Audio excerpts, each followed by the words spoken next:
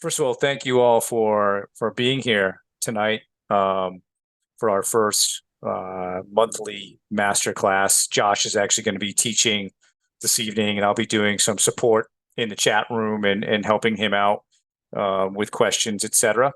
But I wanted to take a few minutes at the beginning here because part of the reason we're having this, more public live masterclass is to promote our new Patreon model and the benefits that go along with it. So we're very happy that all of you are here to share in that with us. So let's just go through a little bit about the podcast itself. So Josh and I have been doing this since July of 2020, and we actually met in sort of a serendipitous way. We sort of knew of each other, but we met in a virtual coffee chat during the pandemic, and it was and we both happened to be coaching tennis teams in the same conference, and so like I said, we knew of each other, and at that time the whole tennis world had shut down, especially in the Northeast, and so we decided let's meet and see if we can collaborate on some projects, and this turned out to be one of them, and we released our first episode way back in July 2020, and I think we released episode 129 just the other day, maybe yesterday. And so it's been a real pleasure to do this with Josh, and it's been a great learning experience, I think, for both of us. We've had lots of great conversations and lots of great guests. And we do all this in our spare time. We have zero help. All the video editing, the show notes, booking guests, we're doing that all on our own.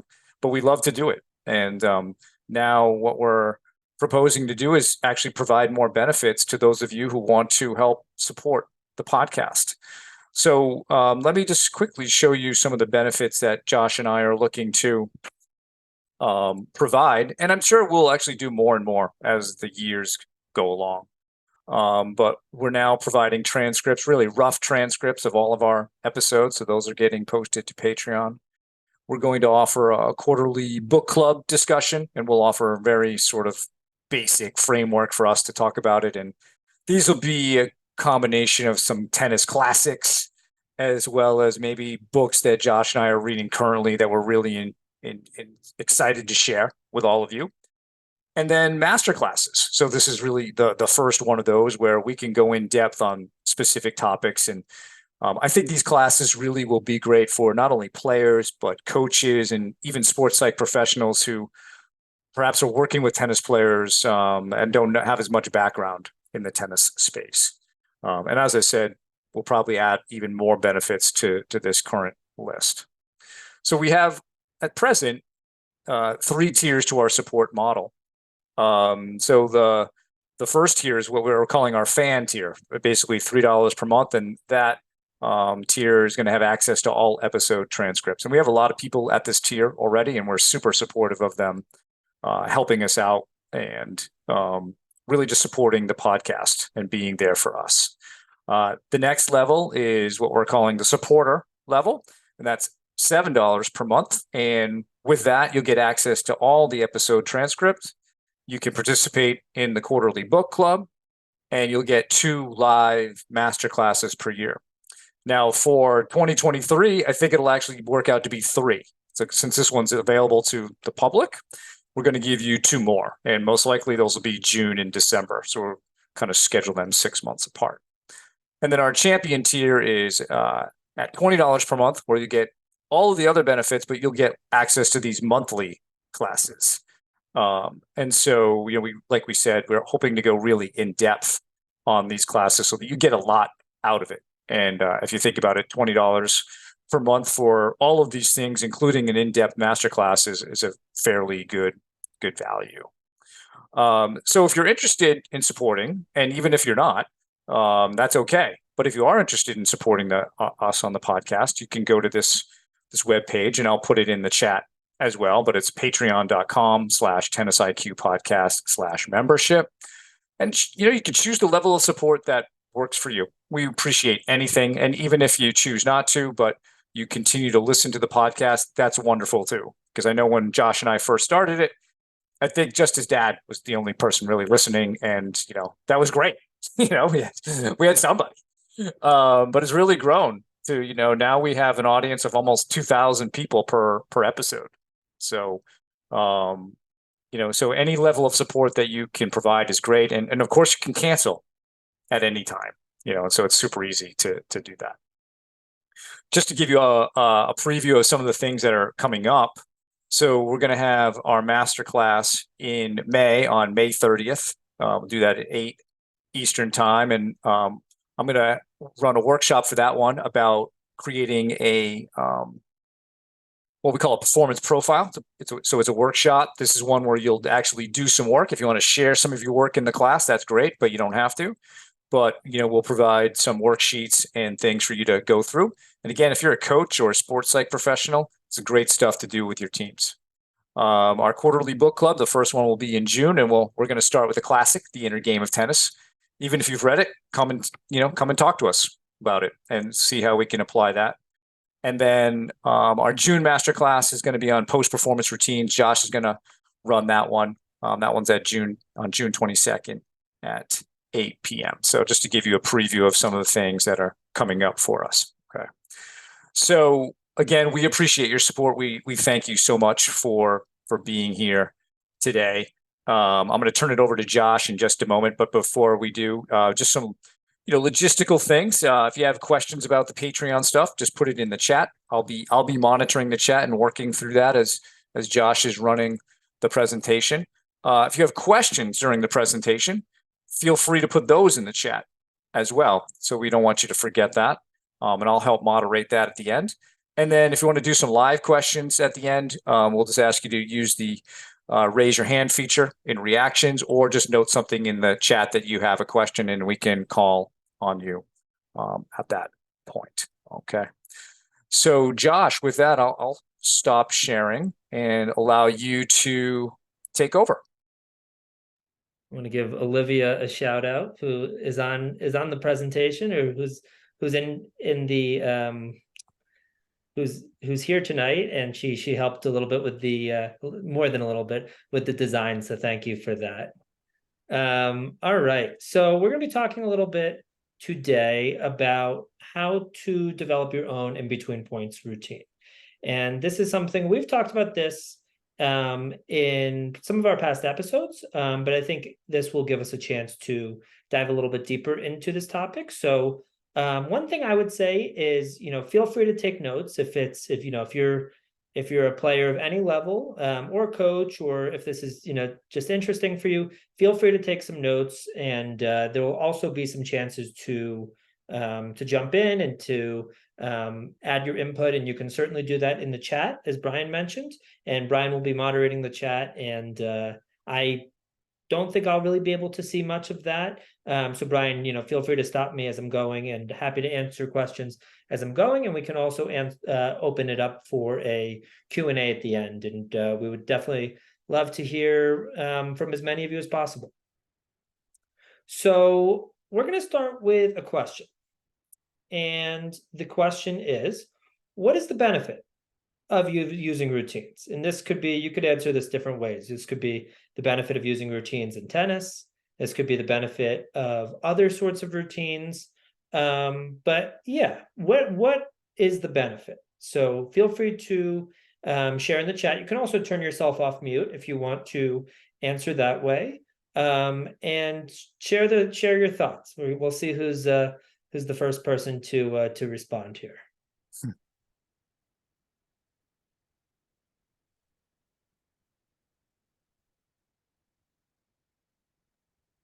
I'm going to jump in. Hi, guys.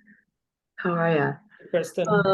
Predictability, calming, sort of having a routine, it kind of lends itself to like quieting the nervous system to a certain level of expectation, like ba-na-ba, ba-na-ba, and now breathe, and now serve. Familiar? Yeah. Absolutely. And thank you for sharing that. And yeah, I think that's definitely a big piece of it. It does add a level of predictability, a level of process. This is my process that I used. Tonight we're going to be talking more about in between points and what that process looks like. But routines can be used in all different places. They can be used before matches or before practice. They could be used after matches or practice. They could be used in other areas of our life, like brushing our teeth or, doing all sorts of other sorts of activities. All right, I see a couple people from the chat. Yeah, we've got Ben Loeb who said familiarity, Tom Friedman with to create focus and to relax. I think both of those are good points. Absolutely, absolutely. So yes, gives us a sense of familiarity. It puts us in a position where, we've been there before. We've been there time and time again. It feels very familiar. It feels like a situation that we've been in many times. And then Tom said to create focus and to relax. And I know Kristen brought up the point of relaxation as well. And yes, that's absolutely a big part of it. And when we talk about the in-between point routine, there's a piece of it that's really focused on this relaxation piece. And I think, yeah, the entire routine helps, one of the big points is to try to help bring our focus towards what matters most. And we'll definitely talk about that as well. So thank you all for contributing there. Moving on. So we're going to talk about a few different types of routine. So there's a few different main types of routines. There are pre-performance routines, which could be something that people do prior to them performing, just like the name sounds. So for tennis, for instance, people tend to think about their warm-up, a physical warm-up. Maybe they do some dynamic stretches. Maybe they start with some mini tennis, nice and close, and then they move back to the service line and then to 3/4 court and then to the baseline. So that would be more of a physical warm-up, but also there are mental warm-ups, and we can think about what we want to do mentally to help us prepare. And that's not going to be the main focus of tonight's presentation, but we can, certainly talk more about that. And also, if people are interested in particular topics for future master classes, you can absolutely send us an email. Our email is tennisiqpodcast@gmail.com. So, each of these types of routines really warrant their own presentation. And tonight's is going to be about the during performance routine and specifically the in-between point routine. And then that last type is about post-performance routines in terms of physically, what do we want to do? How can we best help ourselves recover? So physically recover, and also mentally, how can we learn from our experiences, process that match or practice that just happened? Maybe there's a journaling process that takes place, and then make adjustments going forward. All right. So the way that I want us to think about this a little bit is that we want to think about where is our time actually being spent on the tennis court. So if you look at the right side of my screen, this is actually from a Wall Street Journal article from just a few years ago. And this talks about the pros, but really the same is true of players of any level. The vast majority of a time within a tennis match, the players are not playing points. Now, that could be maybe a bit confusing or surprising to some. But yeah, as they show in this, over the course of a 3-hour match, only about 30 minutes is actually spent playing. So that's, right around a sixth of the time you're actually playing points. So then the question is, what takes place in the rest of the time?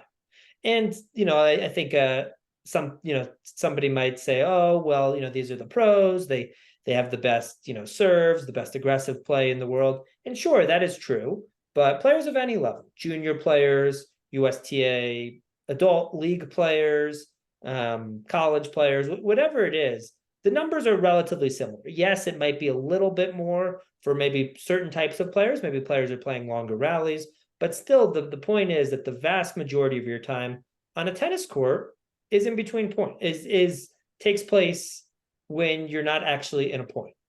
And so what else is left? So what else is left is our time in between points. And we're going to talk a lot about that. And also in between games, these could be changeovers, and in between sets. And, the other point is that most people don't play 3-hour matches, right? So most people, maybe they play and it's an hour or it's an hour and a half, maybe 2 hours. Maybe you play that one marathon match that's somewhere around 3 hours.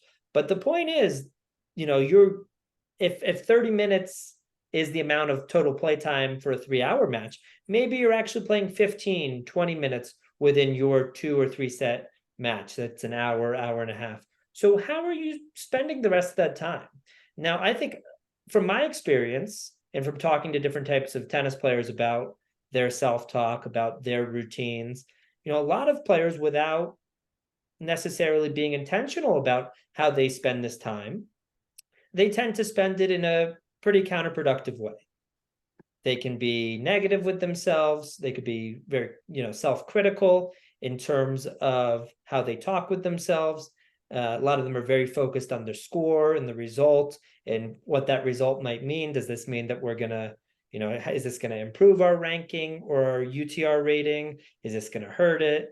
What is, what's going to happen, right? And I think a lot of people are focused on the future in terms of what might happen, what could happen, or they're focused on the past and maybe being upset about certain, why the score is the way that it is, maybe a line call from an opponent, or being upset about the last point. So my question for all of you, and this is something that you can think about, is to really try to think, are you doing everything that you can to maximize your time, that you spend in between points? And how are you spending that time?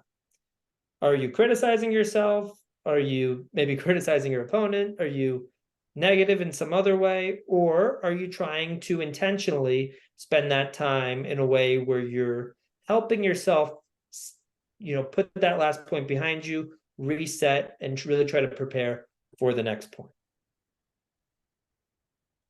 So this is obviously a little bit outdated. It's from 2015 to 2019. However, the numbers, you can replace the, top 20 ATP, WTA players, and you'll find something very similar. That the vast majority of, every top player falls somewhere in this range. And here it's somewhere between 49 and 55%. Even if we were to extend that a little bit to maybe 45%, to maybe, a little bit past 55%, maybe 56, 57%. The point is that top ATP, WTA players are not winning the vast, vast majority of their points. In fact, as we see from this stat here, it really is much slimmer margins. And, even the best players in the world, whether it's Djokovic or Alcaraz or Nadal or Iga Swiatek or Sabalenka, Rybakina, whoever it is, they are not winning 75, 80% of their points. They're probably winning about 55%. And if we compare that to somebody who's maybe ranked 20 in the world, or 30 in the world, they are probably winning right around 50% of their points, again, against their peers. So what does this mean? What is the difference between someone that wins 50% of their points and 55% of their points? I guess you could just say 5%, right? That would be sort of the basic answer. But it really shows that there's very slim margins. There's not a huge difference between these players.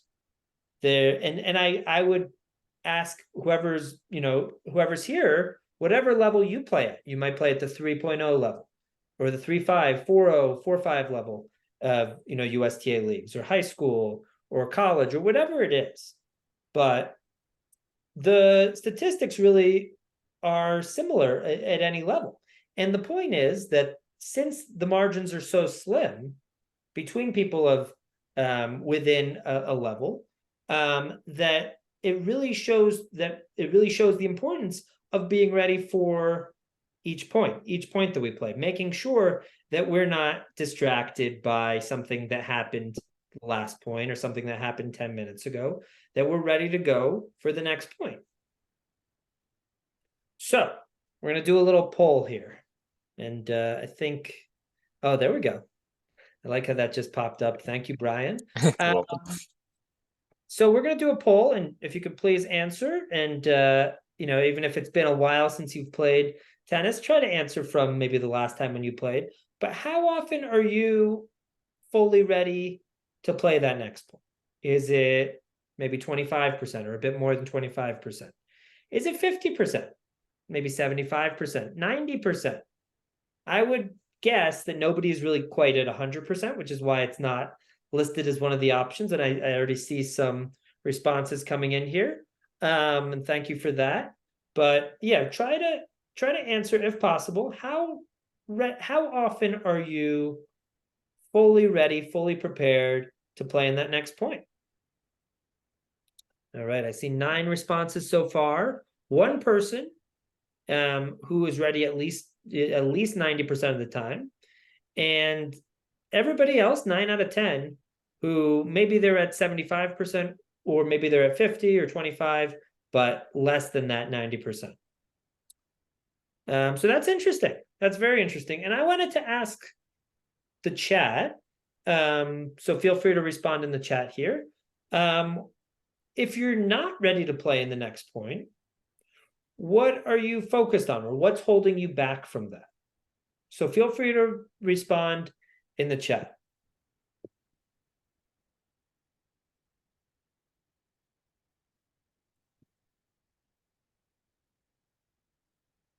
And I'm sure everybody's going to have like some slightly different answers to this, Josh. I know, like, for me, just in my own career, this routine was really what made my career much better. And for me, it was all about perfection, past mistakes, as Ben just noted here. Yep. And also not realizing that the most important point of the match is the next one. And my actions were valuing the last one too much. Therefore, through my behavior, I was showing people that, to me, the last point was the most important point. And I didn't have that revelation yet. But once I did, everything changed, and this routine was really the big thing. So we're getting some good answers here. Absolutely. I see past mistakes coming up. Yeah. Hard to forget the last point. Spacing out for a moment or getting distracted. Absolutely. Replaying prior points lost. Right. Absolutely. What just happened or getting distracted. Still taking time to process the mistake and finding a way to do better. So I hear a lot about the last point, or Yeah. Not much about the future, though. that is interesting. That is interesting. Which I think, and I would say, for me, it's both. For me, it's definitely the last point, putting that last point behind me. But sometimes it definitely is the future, especially in a big point. If I have set point or match point, Yeah. rather than focusing on what I need to do in this next point, I find it very easy to start thinking about the result and start thinking about the future. What's going to happen if I win this set? What's going to happen if I win this match? Or the other way, if I'm down and the score is 4-1 to my opponent, or I'm down break point or set point, I find it very easy to also think about the future. So really, and again, thank you all for sharing. Really, the point here is that by having a routine, we can help ourselves put that last point behind us and really try to reset, and then have a process of focusing on the next point. I see Ben just said the future will become more relevant just prior to a big point. Absolutely, absolutely, which I think fits in with some of my experiences as well, that it's very easy to think about the future prior to a big point. And Brian said, or a big game, serving at 5-4. Absolutely. And I don't have the statistics for that, but I would guess that's a game where people are a lot more likely to be broken. It's very easy to focus on the future and what could happen in a game like that. All right, so we're going to move on here. So a little bit about the importance, and I think people definitely touched on a lot of these points. Number one, being able to reset emotionally after a point, game, set, lost. And we've talked about this on the podcast, but tennis is really a sport of instant feedback. You play a point and you either win it or you lose it. If we compare that to some other sports, like if we compare that to soccer, for instance, there might be an entire game without anybody scoring. There might be 20, 30, 40 minutes where nobody scores. And in tennis, after every single point, either you or your team, if we're playing doubles, either you have won that point or you've lost that point. And it's very easy to ride that emotional roller coaster and go up and down. Okay, I win a point. Okay, things are going well. I lose a point. Okay, what am I doing? I'm a loser. And then I win a point. Okay, now I'm a winner again. And then I lose a point. And it's very easy to just keep going up and down and riding that sort of emotional roller coaster. So a big point here is we want to be able to reset, because we will, as we saw from that statistic of some of the best players in the world, somewhere between 49 and 55% of points won, we will win and lose a lot of points. So we need to have a process for how we want to reset after every point, not just the points that we lose. And I think that's important too. It's also after points that we win, so that we're emotionally ready to play that next one. Getting into the present moment, which we talked about a little bit, but not jumping towards the future and what might happen, what could happen, where we want the result to be, what we don't want it to be, and not the past. Maybe the last point, the last game, the last set, some line call that we disagree with, but really being present and really being focused on the next point, which, and Brian, I know, has said this, and I've started saying this myself, the next point really is the most important point of a match, because it's the only one that we have any sort of control over. Last couple things, having a clear intention for the upcoming point. Absolutely. This is very key, and we're going to talk more about this in terms of how can we use our routine to really try to give us a clear focus, a clear intention for that upcoming point. And if we're focused on that, almost always we're not going to be focused on what happened in that last point, what happened in that last game. And then lastly, it's a signal. It's a signal to yourself, to your opponent, to your coach, to everybody that you're ready to go. When you're using a routine, it sends a certain signal of seriousness that you're ready to go in that next point. All right, so we're going to talk a little bit about the in-between point routine, and we're going to be using a framework from Dr. Jim Lear. I should have put doctor in the title here, but Dr. Jim Lear, and he developed over 30 years ago, I think right around 35 years ago, actually, he developed something called the 16-second cure. And really what that is, and I'll go back so we don't get distracted by the words on the slide. Really what the 16-second cure is he developed a system of how we want to manage our time in between points. And it's actually funny that there's a little stopwatch with 20 on it, because generally we have about 20 seconds in between points, according to the rules. Some people play faster, some people play slower, but we generally have about 20 seconds. So he developed a system where through four relatively simple steps, and I think the first step, there's a little more to it, and the steps 2, 3, and 4 are really quite straightforward and simple. But through 4 steps that just take a few seconds each, we can have a system of putting one point behind us, resetting, and starting to focus on the next one. And this was through his work down in Florida, where he was connected to what is now called IMG Academy, which back in the day was just Bollettieri Academy, but working with some of the top players in the world and top juniors in the world there.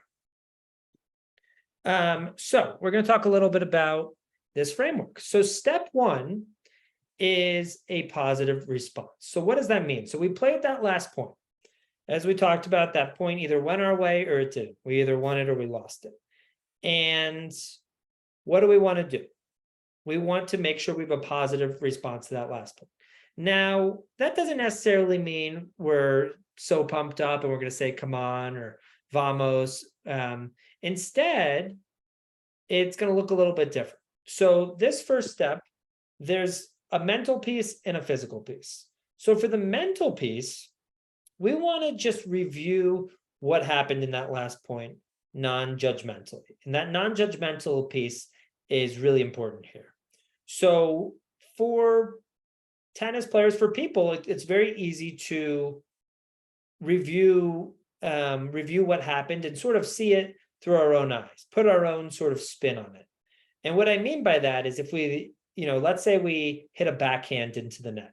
It's very easy for us to say, oh, I always do this. My backhand is so horrible. What was I thinking?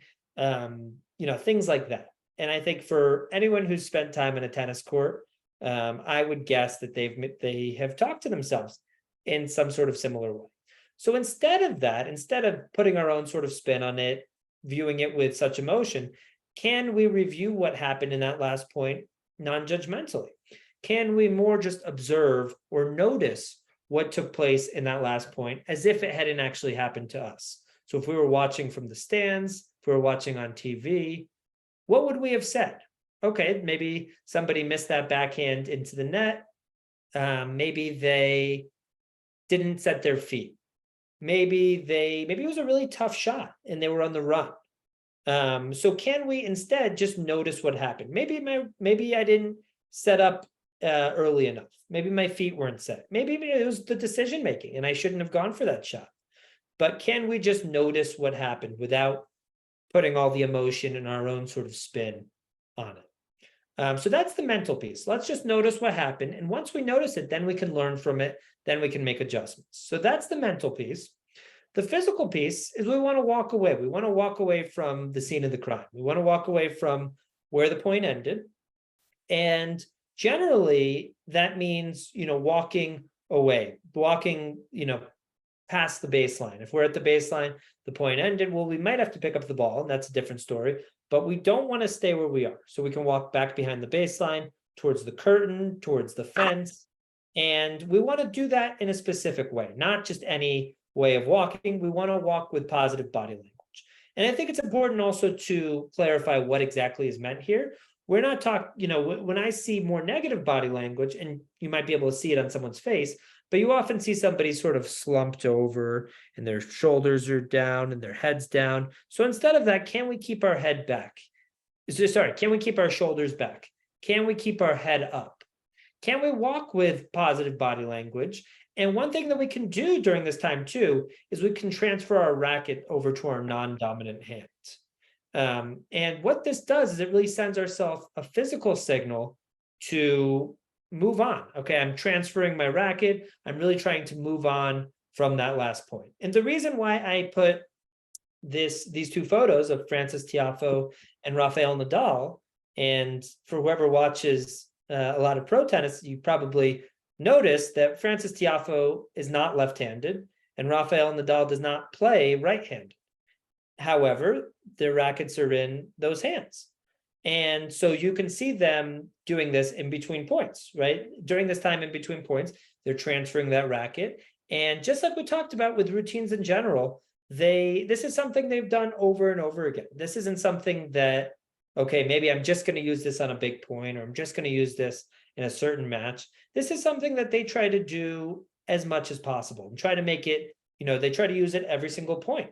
And they, the way that we get there, and we'll talk a little bit about what we can do to make it more automatic and some best practices related to this.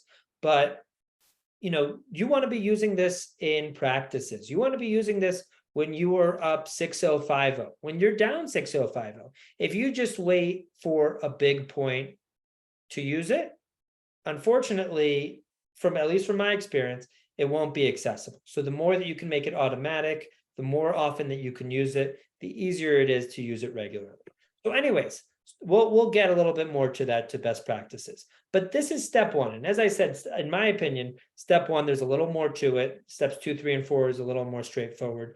But there's this mental piece of reviewing non-judgmentally, noticing what happened, and this physical piece of walking away from where the point ended and transferring our racket and walking away with positive body language. All right, so that's step one. I promise steps 2, 3, and 4 are a lot simpler, a lot more straightforward. So step 2 is relaxation. And I know that we had, I think, at least 2 responses that one of the benefits of using a routine is relaxation. And that's absolutely right. And what we want to do in this step is really focus on our breath. And we want to take a nice, slow, deep breath that helps us center ourselves. And there's different ways to do this. And, some people will use box breathing, where they'll breathe in for a certain number of seconds, hold it for a certain number of seconds, breathe out for a certain number of seconds, hold it. There's also, other sorts of breathing that really emphasize the long, slow exhale, which helps us calm ourselves down, helps to calm the nervous system. So really trying to focus on our breath here.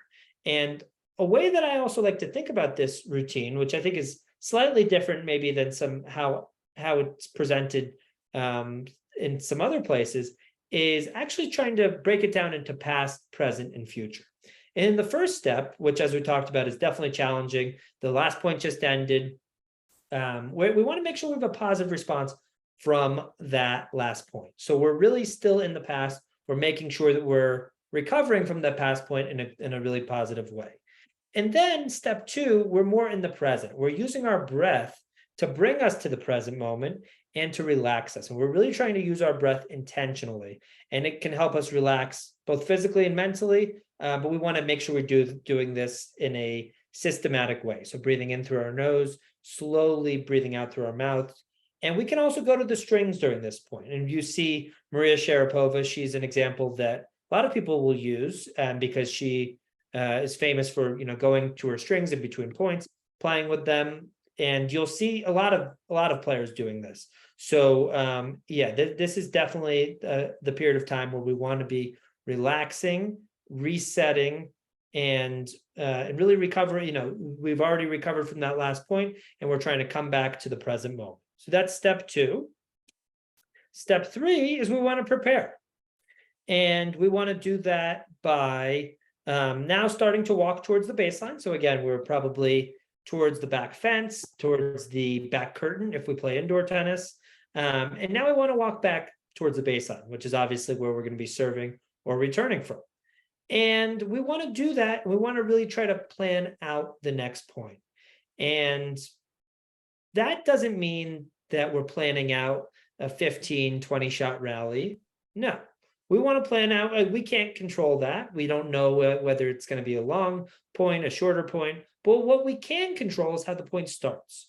So what I always try to point towards is, can we really focus on our first 2 shots? So that might be our serve and our serve +1. So maybe we're serving, maybe we have the intention that we want to serve out wide, and then we want to set up our forehand because we like our forehand as our weapon. Or maybe we want to reach, maybe we're returning serve, and it's a first serve return. We want to plan to chip or slice that first serve return nice and deep, and then set up our forehand from there. Or maybe it's a second serve return, and we really want to attack it, and we want to move over so that we can run around our backhand to hit a forehand, and then we want to try to come into the net after that. In all 3 of those examples, we've thought about a 2-shot pattern that we want to use. So again, trying to plan out how we want to start the point, having a really clear intention for how we want to start the point, and then committing to it, really being able to commit to how we want that point to begin. And, some people will visualize during this time or the next stage. And again, really trying to have that clear picture in their head of how they want that next point to go. And I think, and I actually just added this in before the presentation, but I think this is an important point too, this WIN. And some people that are here have probably heard this on our podcast. We actually talked to Jorge Capistani, and he brought up this point, and other sports psychology people, other coaches have brought up this point as well. So obviously WIN spells win, but this can be used to really help us focus on what's most important. And what it stands for is what's important now. And if we can ask ourselves that question, we are not going to be answering that what's important now is the last point, or that point from 2 games ago where we missed that overhead, or that time where we think that our opponent maybe cheated or maybe made a bad call. And it's also not what might happen at the end of the match. What's important now is really that next point, because that's the only point we have any sort of control over. So this is something that we can certainly ask ourselves. And I think especially during this third step where we're really starting to focus on this next point, it's a great time to do it. And then the last step, which is something you're probably already doing, is the ritual. And we can think about certain players' rituals. I know Nadal has a pretty famous one. We don't have to get into the specifics, but he has a pretty well-known one. And during this ritual, that might be if I'm serving, I'm bouncing the ball. If I'm returning, I'm split stepping. That really is the point where we are really trying to just continue with what is that ritual that we use to help physically get us ready for that next for that next point. And then this last point, and we have a little photo of this, a little caricature of it. We want to visualize our target. We want to visualize, okay, where am I aiming here? And can I even visualize the path of the ball, the path that I want the ball to go in with my shot? All right, so we're going to talk a little bit about how to practice this. Couple key points in terms of best practices. We want to develop in-between point routines and yellow light routines. And we'll briefly touch on yellow light routines as well, which is essentially the type of routines that we want to use when things aren't going well. Maybe it's love 30. Maybe we just double faulted. Maybe we are serving for the set and we started off love 15 or 1530 or 1540. And we need to be able to slow things down. We need to be able to maybe do a little bit more than we do between every point. So we'll talk about that.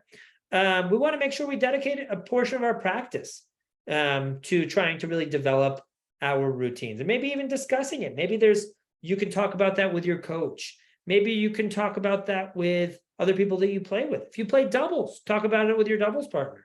A couple other things, utilize a 20-second timer. You have that 20 seconds in between points. And we're going to do a little bit of an exercise relating to this, but making sure that you are staying within that, especially as someone's getting used to the routine, as they're trying to remember the steps, remember some of the things included within those steps.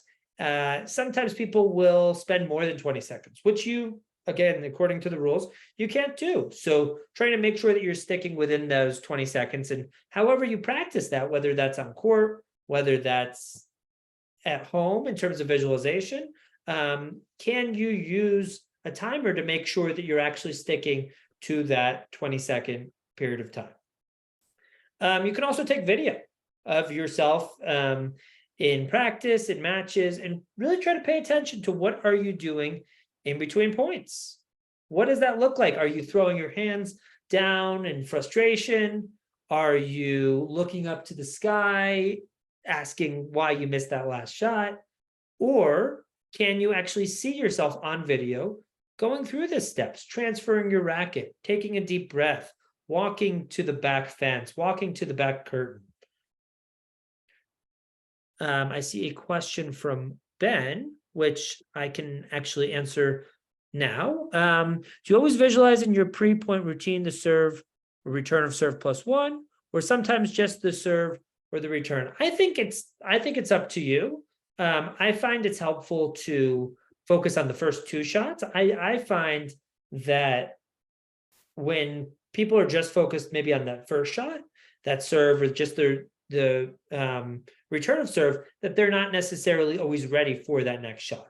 And especially, if we have a good serve, we might not expect that ball to come back to us. So if we have a clear plan for how we want to handle that second shot as well, I think we have a better chance for executing it in the way that we want to, rather than just focusing on that first shot and really putting all of our attention there, which might be more helpful just for that first shot itself and really being clear about what we're trying to do there.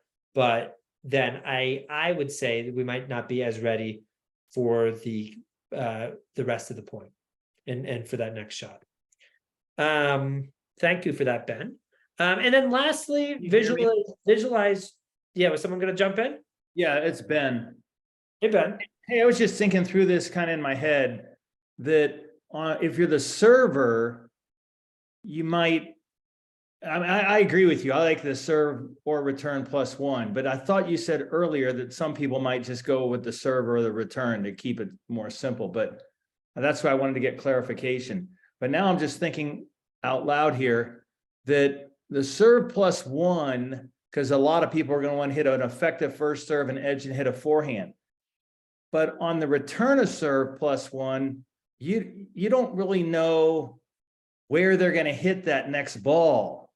So for you to plan out that next shot after the return of serve, I would think would be a little bit more challenging than it would if you're the server and if you have an effective serve. What do you think? I agree. I agree. I think it's less controllable. When we're serving, most people win a greater percentage of points on their serve compared to on their return. And yeah, we can't control where our opponent's going to serve, where they're going to hit that first shot. So we can't necessarily determine that we're going to set up our forehand, let's just say, or our backhand, or get into the net in an effective way. However, I think we can make an educated guess, especially if it's not the absolute beginning of a match. If we're halfway through the first set, if we're in the second set, I think we can say, all right, where has my opponent been serving? Have they tried to target my backhand? Have they been serving to my backhand most of the time? Okay, maybe in that case, I want to really plan out what I'm going to do if they serve to my backhand here. And then, based on where I'm trying to hit my backhand, if I'm trying to hit it deep down the middle, if I'm trying to hit my backhand cross court to my opponent's backhand, then how can I try to, what do I want to do in that next shot? So I think we want to be able to visualize and we want to be able to have a clear idea for that next shot, but we also want to be able to be flexible enough to know that it's not in our control. And this is true on the serve too, but to a lesser extent, as you mentioned. But we want to be flexible enough to adjust if need be.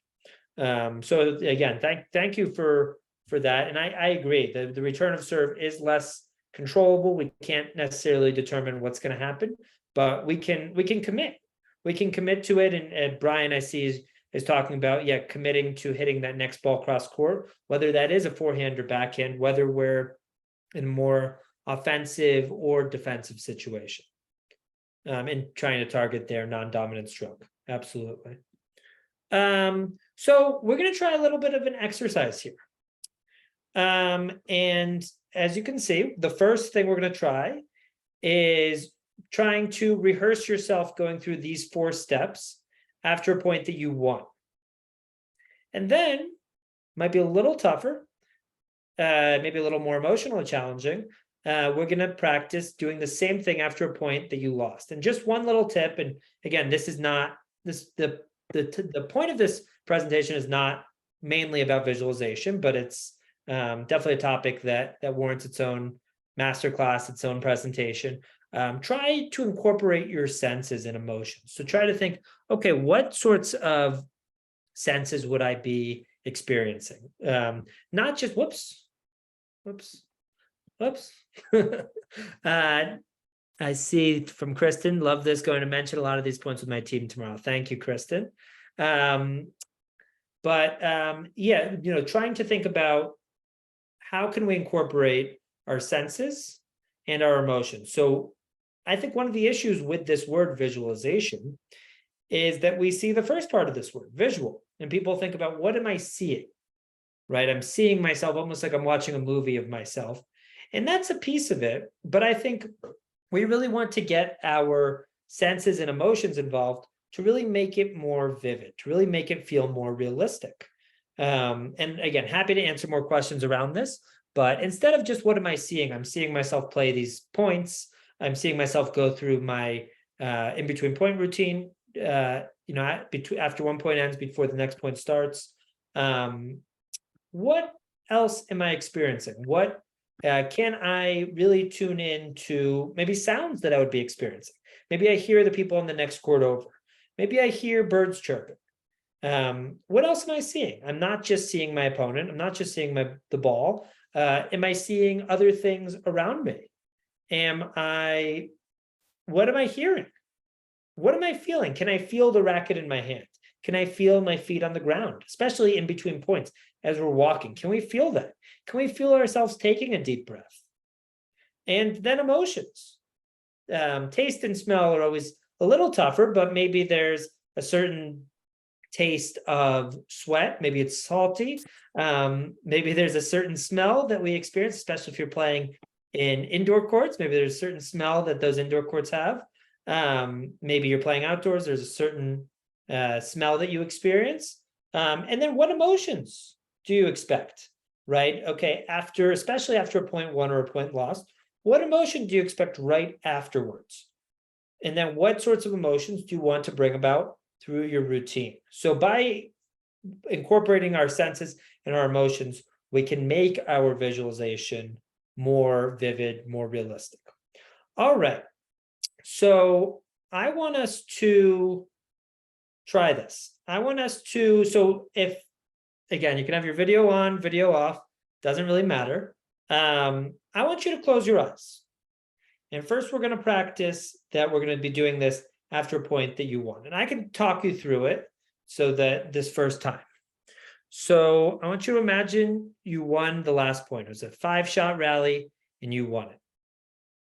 We are going into step 1. We're first doing the mental piece and we're just reviewing what happened. We hit a nice deep backhand and our opponent missed the shot into the net. So we're just noticing what happened in that last point. And then we're getting into the physical piece. We're walking away. We're not just going to stand there. Maybe there's some sort of fist pump, some sort of command, some sort of physical response in that, some sort of physical response in that way. But we're walking away from where it happened. We're not just standing at the baseline or at the net, wherever we finish the point. We're walking away. And we're doing that with positive body language. We're keeping our head up and our shoulders back. And we're transferring our racket to our non-dominant hand. Then we're getting into step 2, and we're focusing on our breath. We're breathing in through our nose and slowly releasing that breath out through our mouths. And as we do that, we're resetting, we're relaxing, and we're really trying to come back to the present moment. Then we're getting into step 3, and we're really trying to plan out the next point, really trying to prepare. We have a clear vision for how we want to play that next point. And we're serving, so we have a clear vision for where we want to serve. Maybe we're trying to serve out wide, and we're trying to set up our forehand. We have a clear vision, clear intention going into that point. And then we are going into our ritual. As we get to the baseline, we're at the baseline, we're bouncing the ball, and we are going into our serve. So first, before we do the next step, where I'm going to have you all do these next 2 pieces on your own, I'm curious what that was like. I know I talked through it and I was giving, some instructions, but I'm curious what that was like. Did it feel realistic? Did it not feel that realistic? Was the image very vivid and clear? Was it maybe a little bit foggy? Did it feel like those steps were helping or not? What was that like? Visualization, again, is also a skill and also something to be learned and developed over time. But I'm curious what that was like. So please, if you could write in the chat and tell me what that was like for you.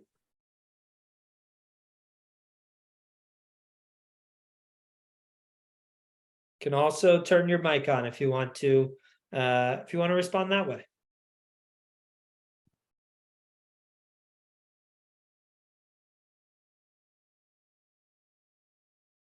Yeah, like meditation. And between point time can be a mini meditation, right, Josh?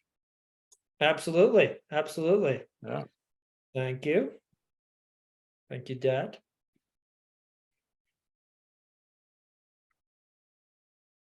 Who else? How was that?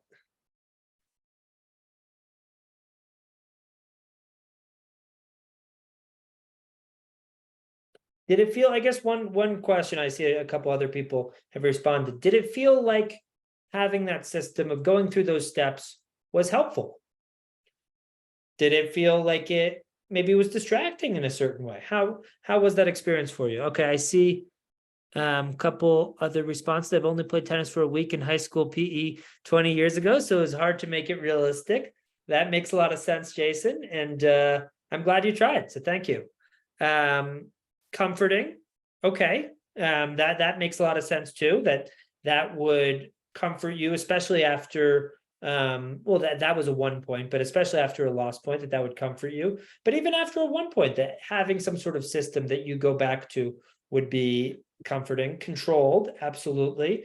It is something controlled, something that you have planned out, and you have a plan. You have a game plan for how you want to respond after that point ends, win or lose.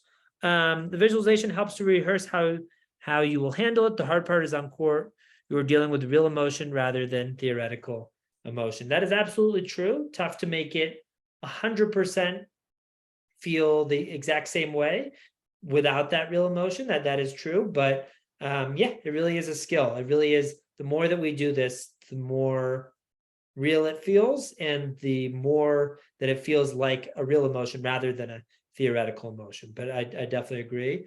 And Yeah, then Josh, actually, can we address that? Because I Yeah. feel like that you can actually create the real emotions. It takes practice. But think about like when you have a dream of something that's feels so real and you wake up and you're wired, that's real emotion. That was in the mind. It didn't actually happen. So yes, could we, especially in the next one, could we create that feeling of what it's like to have missed a shot? I think you can. It just takes some practice in doing that. And one of the reasons that we want to do it, especially with that one, is to give yourself the ability to take away the power of that emotion over you when you do miss a shot and make a mistake. The more familiar you are with that emotion, the easier it becomes to deal with it in the real world. But you can create those same emotions in your imagination. And I think that's an important part of the experience. absolutely, absolutely. Thank you for bringing that up. And a couple other responses here from Annie and from Kristen. Felt purposeful and like you can be more in control. Absolutely. You're bringing purpose to what you're doing in between points, and you should feel more in control. It is a system of of having a way to put that point behind you, of being able to reset through using some of these tools, and of really trying to have that clear intention going into that next point. And then Kristen said, mature, so much better to be methodical than recreational. I absolutely agree. The way that I think about it is, yeah, methodical. And rather than just feeling like we're winging it and just responding maybe in an automatic way, we're giving ourselves a method. We're having a system that we're using. So absolutely. Couple last thoughts. Just wanted to add this in a little bit about a yellow light routine. And this is actually from Dr. Larry Lauer, who is based down in Florida in Lake Nona at the USTA's national campus. He runs their sports psychology there. And he talks about using yellow light routines. And he talks about these are situations where maybe it's love 30, maybe it's break point, maybe it's after a double fault, really where we want to do a little bit more. So these are, as we talked about, we want to be using our routine as much as possible. We want to make it automatic, but we also want to have something maybe a little bit extra for some of these situations.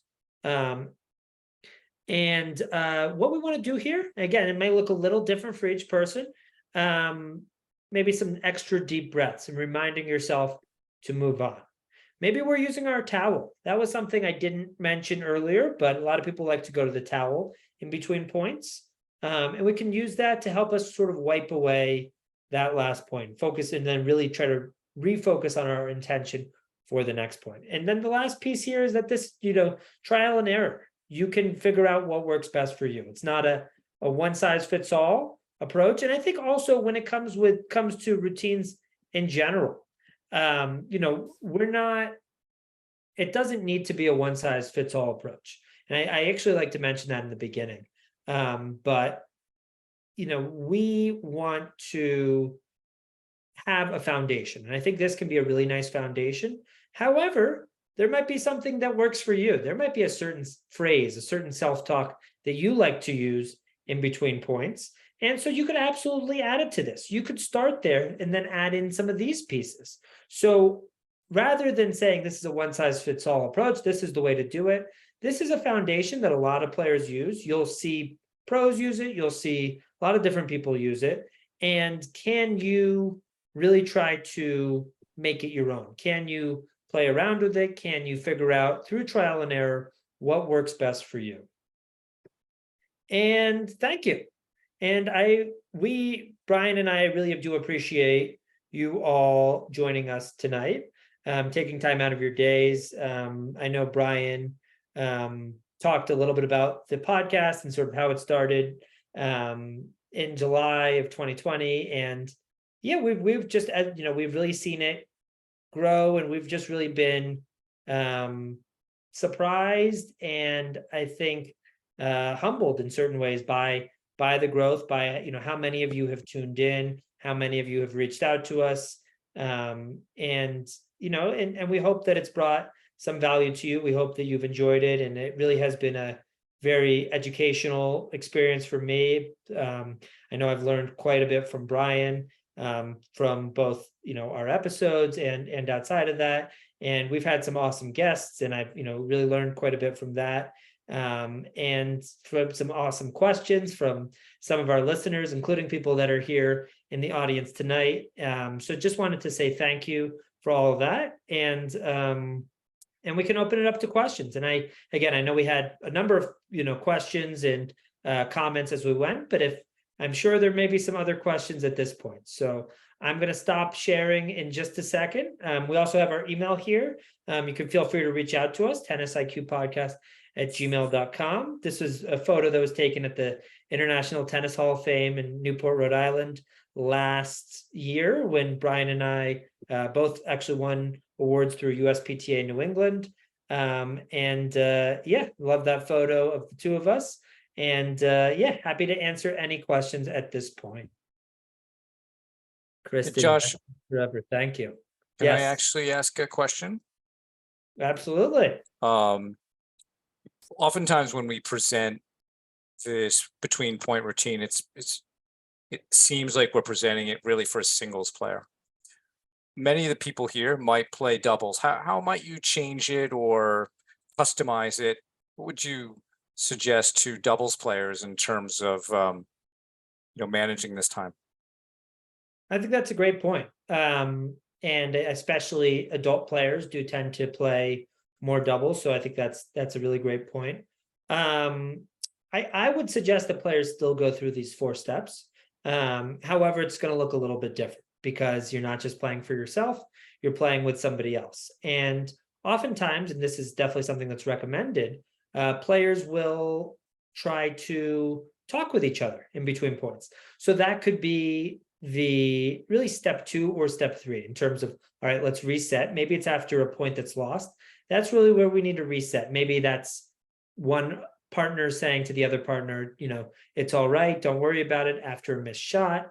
And certainly step 3, where we're preparing, is where we want to be on the same page. So oftentimes doubles partners will talk and should talk in between points and try to be on the same page in terms of what is the plan for that next point. Can we plan out that serve and that serve +1, or return and return +1 together as a team, rather than 2 doubles players sort of being in their own world playing for themselves. So I think doubles players can absolutely use this, but be conscious that there is somebody else that you're playing with, and that some of these different steps, and especially for step 4, which is your ritual, half the time when you're playing doubles, you're not serving or returning. Your partner is serving or your partner is returning. So you're not going to be going through the ritual quite in the same way. However, it might look a little bit different. If your partner is returning, you have a very important job. You have to watch if that serve goes in or out. If your partner is serving, are you going to poach? Are you going to stay where you are? Are you going to fake poach? Maybe you're doing I formation or Australian formation and you have to move.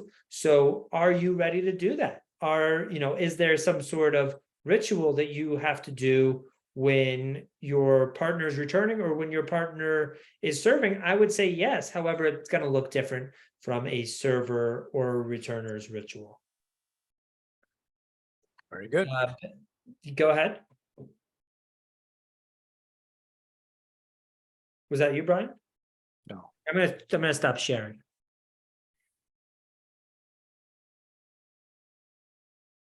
I see we have a question from Ben. I think, Brian, you may have talked about it, but he said, I like it, Brian, about practicing will create some familiarity and have intention on how you handle it. Absolutely. I think intention is really key here. And that's exactly what we're trying to do. We're trying to approach each point with intention. And if we're doing that, then what are we not focusing on? We're not focusing on that point that already happened. So absolutely. Boyd, thank you for sharing this, Josh and Brian. Really appreciated it and really enjoy listening to the podcast. Thank you, Boyd. Really appreciate that. And thank you for coming. Anyone, anything else? Any other questions, comments, concerns? I do want to thank everybody for being here and Absolutely.